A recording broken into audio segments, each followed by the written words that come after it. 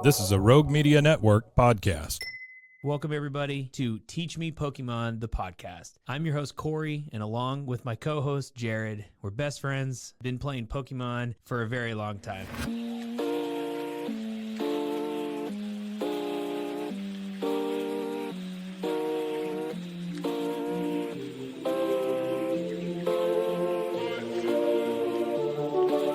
What is up, Pokemon world? Jared here from Teach Me Pokemon.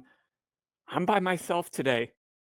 My co-host, my best friend Corey, is not with me in a little bit. If you stick around, we're going to talk about why. Very exciting stuff for why he's not here today. But a little bit, I don't know what to do with myself. I usually have someone to play off of. So you all at home, y'all just got to roll with me today. We have a lot to cover. We have a lot of great things to talk about. And where I want to start today is in San Antonio. And if you've listened to this podcast for any length of time, you know that Corey and I have a long history with the state of Texas.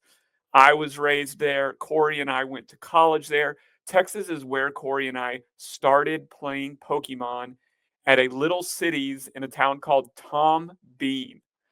So many stories around that place. We ran into legendary players at that tournament, the likes who we saw for years have a lot of success. But suffice to say, Texas is a special place. San Antonio is especially a special place. Corey has won cities, battle roads there. He loves to take I-35 down to San Antonio and play in a tournament there. And unfortunately, we could not do that year, but that's okay. Because you know why? There were 2,400 other people down in San Antonio for this tournament. And geographically, we have to talk about that for a minute. We often think about when a tournament moves to the West Coast or to the East Coast here in the United States, that we're going to see big turnouts, right? Because the middle of the country, to whichever side of the coast that we go, is probably going to travel. And then we'll also probably get an influx of international players. But San Antonio, Central, Southern, does not matter. The biggest regional turnout that we have seen to date. And as we say that, and as we heard on our stream, we're probably going to keep on saying that. Every tournament just seems to keep getting a little bit bigger, marching up by 100, 200. And I think that's super exciting for the game. Other people may have, stories about the golden age where, regional is only 800 people. I think this is great. It means you're going to get to play some quality Pokemon. The best of the best are going to rise to the top. And hopefully we can get to some of these championship levels that we're seeing over Japan with almost 5,000 people. That's the hope for me. I like to see Pokemon grow. I like to see our venues grow, our vendors grow, and it just become more of an event and something that players can look forward and travel to. But San Antonio, man, what a great tournament. Like I said, huge turnout, and the players were there to play. Let's start with our championship match, then look back a little bit of the statistics. We had Alex Szymanski, one of the great players that we have in our game today, up there going for another regionals against previous regional winner this year, Henry Chow, who won Baltimore. And it should be no surprise to us that Henry was playing his Gardevoir. And if you remember his build when I believe it was Baltimore, when he was playing Baltimore, it was a little bit of an offbeat build. It wasn't running the stamp. It had a few things like we talked about, 3 or 4 cards that were throwing it different. And his list today did not disappoint either, as he took down the regional finals in 3-1 over Alex. And man, what a last game that was. We have to talk about this for a minute. Again, Henry running Gardevoir into Alex's Palkia version of kind of a Area Zero spread deck. Had the Noctowl, the Hoot Hoot, had some different things that he could do. We could snipe with Greninja. This is the version of the deck that is running Terapagos and Water Energy, no DCEs. So when we looked at this match, I thought Alex was coming home with another one, y'all. When we got into game 3 of the match and he had taken 3 KOs in a row with his Rotom, his bench was set up. All that Henry had left after that third turn was a Gardevoir and a Curlia. But it is a story as old as time against Gardevoir. You can never count Gardevoir up. As long as there's a Curlia up, as long as there is any evolution of Ralts on that bench, the game is on. And what happened? We see this time and time again. You get Iono'd, you get Iono'd, you get Iono'd. And that was the difference in game 3. After the second Iono of the game, Alex dead draws into a nothing hand. Henry wisely pulls up a Terapagos, which he knows that Alex has no way of getting out of the active position based on his resources that are in his discard pile or having something that's just unpredictable. And he just sniped him out pretty much, just started taking things, double monkey dories down, moving damage counters. So a big shout out to Henry for his second regional win this season. I think we're going to see some more from him later on the season. Look out for him in internationals. He is flying super, super high right now. Let's just look briefly, can we, at his other tournament results, which are stellar. Like I said, this guy is playing this season. 12th in Toronto, 20th in Sao Paulo, 36th in Louisville. And like I said, a big win in Baltimore and now a big win here. Now, one of the big things that I really want to touch about his deck before we kind of look at the field and talk about top 8, Corey and I have been talking about this for so long, and that is the addition of the Mawile. As you all know, Mawile has a move called Temper Trap. Temper Trap, all it does is have an effect that says your opponent can't retreat. Your opponent can't retreat. That's great. You can't retreat. We all know there's different effects to get this Pokemon out of the active. You could Turo, you could switch, you could do a lot of different things to get it out. But what this does is it gives Henry and any other player running Mawile just a second chance, or a second option, I should say, to win the game. If it doesn't look like you're going to get it done with the classic Gardevoir build of Scream Tails and Drifloons and things of that nature, stick them. We talked about this a couple months ago on the podcast in one of our educational units. If you can't lick them, you stick them. And that's what Mawile does. It forces your opponent now to be super aware of what's laid down on the bench. And if they are unable to get that guy out of the bench, then you're looking at a traditional stall tactic that will not allow them to retreat, and you simply run your player out of cards. It makes Gardevoir more versatile. It makes the game not as one-dimensional, and Gardevoir is not already a one-dimensional. You have so many things you have to worry about. Damage counters flying around. They can snipe your bench with damage. They can snipe your bench with damage counters. They can knock out just about any Pokemon that is in active position with their Drifloon. There's really cool plays, interplays with just attacking with the Gardevoir. There's so much that it can do. It can draw. We are going to miss this version of the deck here in a couple months come rotation. Oh my goodness. But this deck is alive and well. And the scary thing is, it doesn't care what the meta is. Gardevoir does not care what the meta is. It can show up, and if it has enough time, that's the key here. If it has enough time, anything can happen, just like we saw in our finals, where I believe Alex was up 4 prizes to none, definitely 3, and maybe 4. And then we had a great comeback by Henry. So really, really cool stuff. Congrats again to him. I think we will see more. But as we look at the top 8, surprising as well. Where is Regidrago? If Corey was here, I'd say, Corey, where is Regidrago? As we look at the top 8, Gardevoir. Again, a Palkia Area 0 deck. We have a Pidgeot control. We have another Area 0 control. We have a Snorlax. We have another Gardevoir, Charizard, and then Raging Bolt. Again, none of these decks are surprising. I think maybe you could argue having a couple of stall decks in there was a little interesting. We got to see some really neat stuff, in my opinion, from some of our stall players. And just looking right here, right now, I want to touch base a second on James Kowalski's deck. Super creative. Things that we're used to seeing in it, of course, the Pidgeot EX, Lumineon, but we've got Mawile. We've got that Wellspring Ogre Max. We saw Henry up against this matchup as well. The Black Kyurem throwing that in there, messing with Dragon Pokemon a little bit. Just so many things. Luxray, Mimikyu, Genesect, Radiant Serena to heal, to take that damage counter a little bit. Just some really neat unique, creative decks that we're seeing here. And then again, another Snorlax deck. So you go to the other end of the control spectrum. I'm technically not allowed. I have not got into the committee. So I'm speaking as an outsider here. But 4 Snorlax, 2 Mimikyu, 2 Klefki, 1 Cornerstone Mask. That deck is in the top 8. That's 9 Pokemon for you all listening at home. Everything else, a trainer, supporter. No energy. No energy. There is such good creativity out there now, and we have to be paying attention to it. But the big question for me is, where is the Reggie? Where is the Regidrago in all of this? I understand some of the best players maybe not playing at this tournament, looking for a little bit of differentiation, but it's still a deck that I expect to see at least one of in the top 8. And it comes back to just this question that I've had time and time again. And if you've listened to the podcast for any length of time, you've heard me question this deck. Many think it should have won Worlds last year, and then it comes off and it shows up big in a couple tournaments, and then it falls off and it's not seen.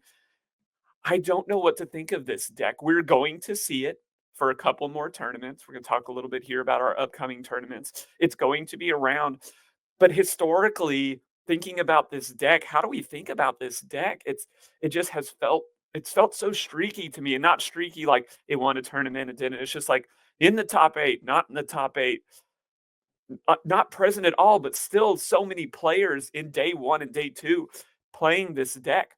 It just comes to show you there are no guarantees in Pokemon. There is no deck that is guaranteed going to get you to the top 8.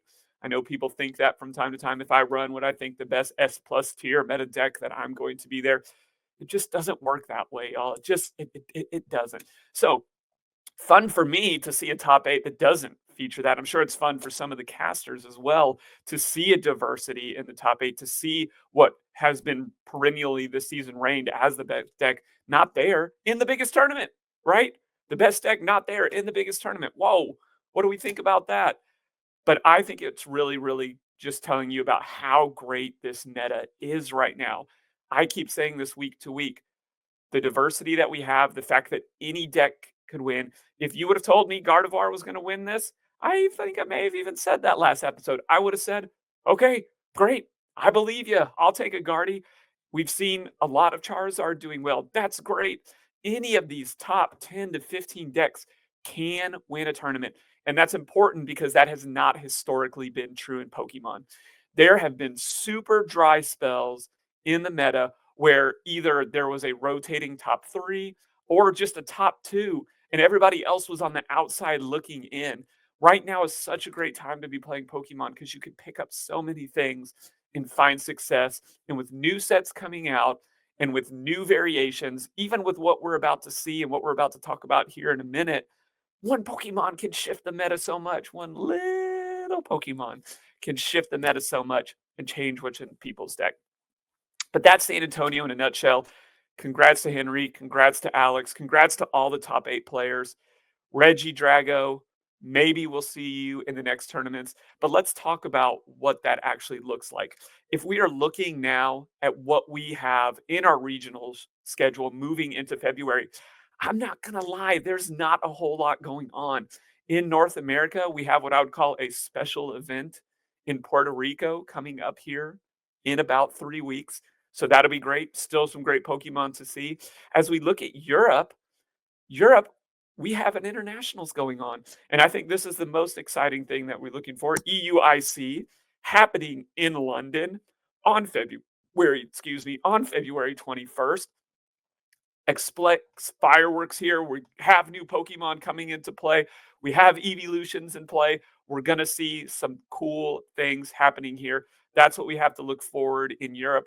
And as we look the rest around the world, if we look into Latin America, we have our next tournament coming up in regionals in Mexico. So 3 tournaments to look forward. We'll be covering all of those here on Teach Me Pokemon. A lot of different regionality. And then things really start to ramp up again once we get into March, April, and as we slowly move towards Worlds, which will be super, super, super exciting this year. So that's what we have to look forward to. Australia, I'm sorry, we won't come and see you again until Brisbane in March. There'll be a host of other international tournaments as well, stuff going on in Asia that we will take a look at as we go. But I want to move in quickly now into our educational moment for today. And today's education moment, I told you at the beginning of the episode, Corey is not with me today. We are going to talk about why our beloved co-host, Corey Dickman, had a baby. And we'd been talking about this for a while on the show, kind of secretly. Corey was hoping to sneak away for San Antonio. And had he gone to that tournament, folks, his baby would have come the day before the tournament and he wouldn't have got to play anyway. So Corey and his wife welcomed a new baby girl into the world just this past week. We are super excited for him, but it is the perfect time as a part of our educational moment here. We've got to talk about baby Pokemon. It's only fitting, especially with what is happening now in our new set, Prismatic Evolutions. We've seen it. If we've been paying any attention to what has been happening over in our Asian tournaments, we know that Badoo is coming. For those of you that don't know, we talked about this briefly on the last episode. Badoo, a leaf Pokemon, 30 HP, no retreat cost, which is a big point that we're going to touch on, has a no energy move called Itchy Pollen, does 10 damage, and your opponent is not allowed to play any item cards from their hand. So let's talk about why this is such a good card and why baby Pokemon in general are just doing so well right now and a little bit historically. So for those of you that don't know what baby Pokemon are, let's start there.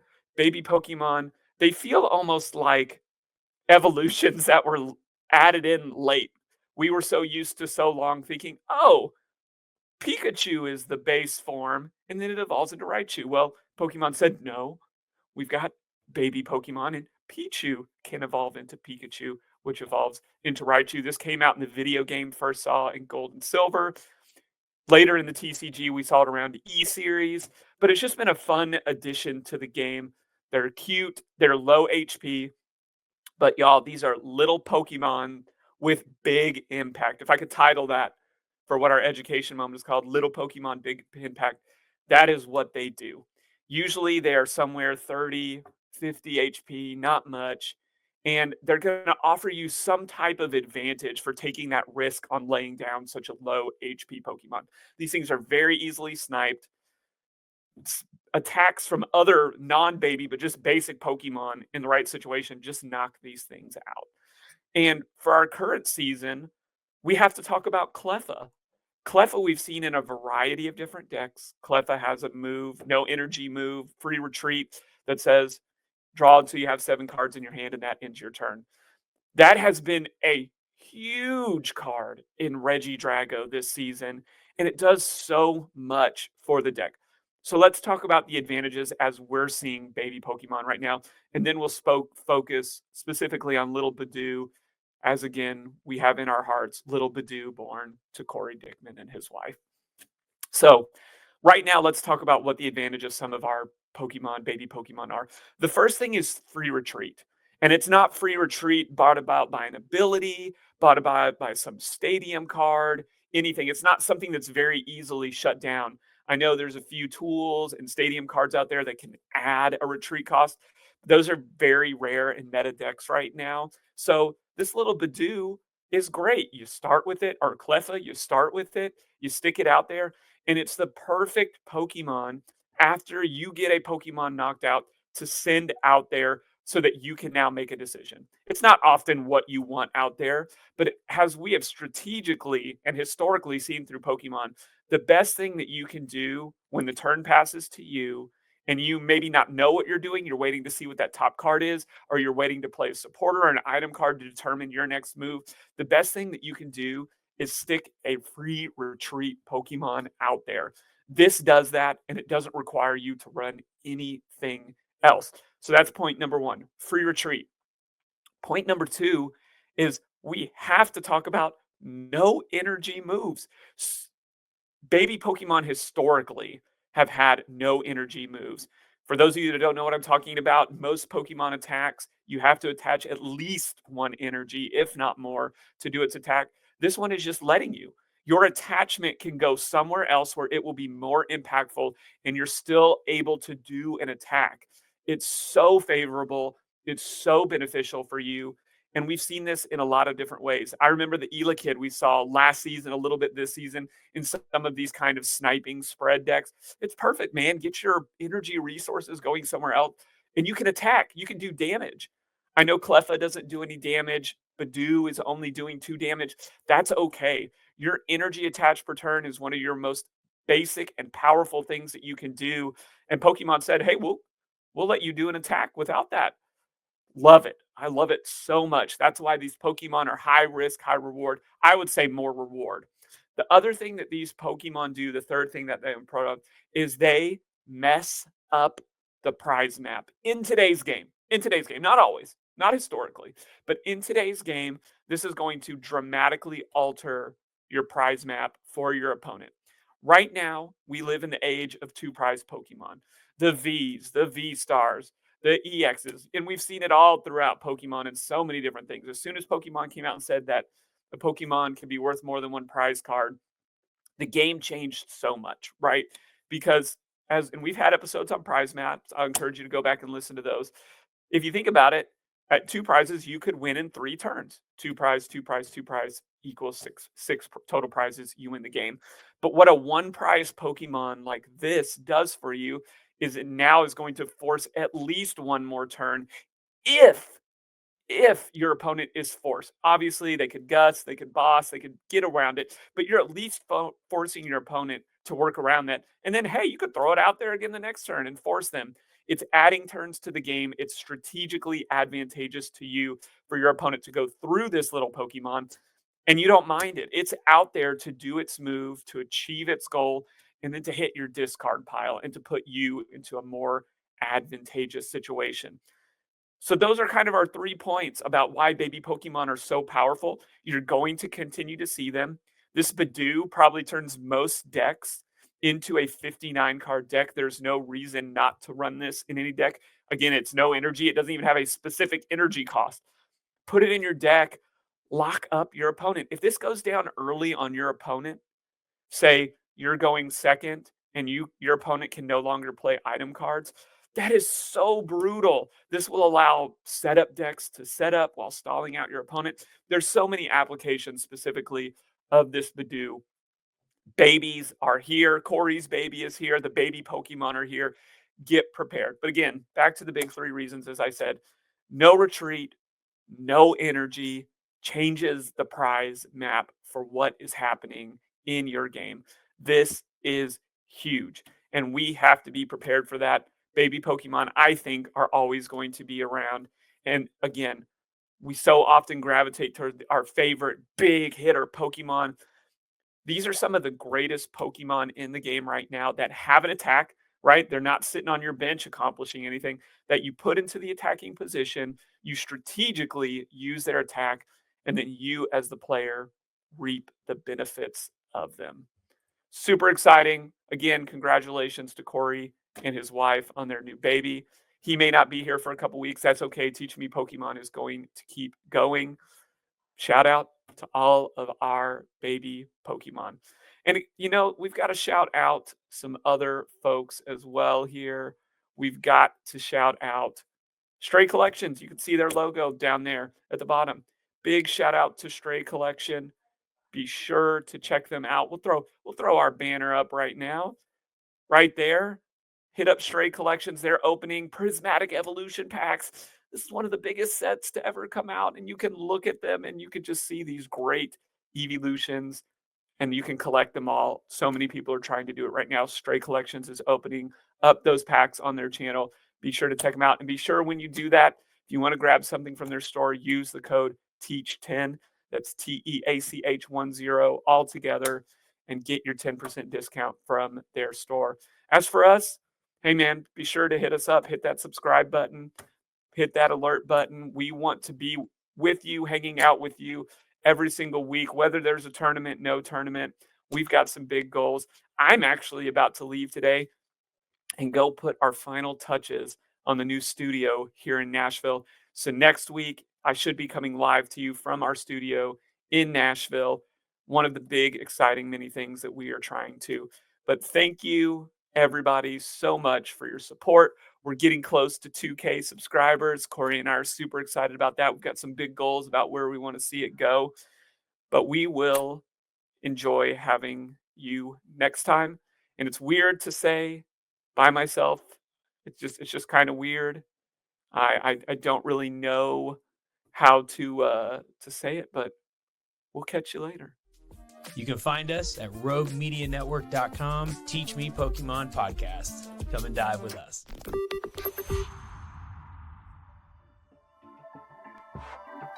This has been a Rogue Media Network production.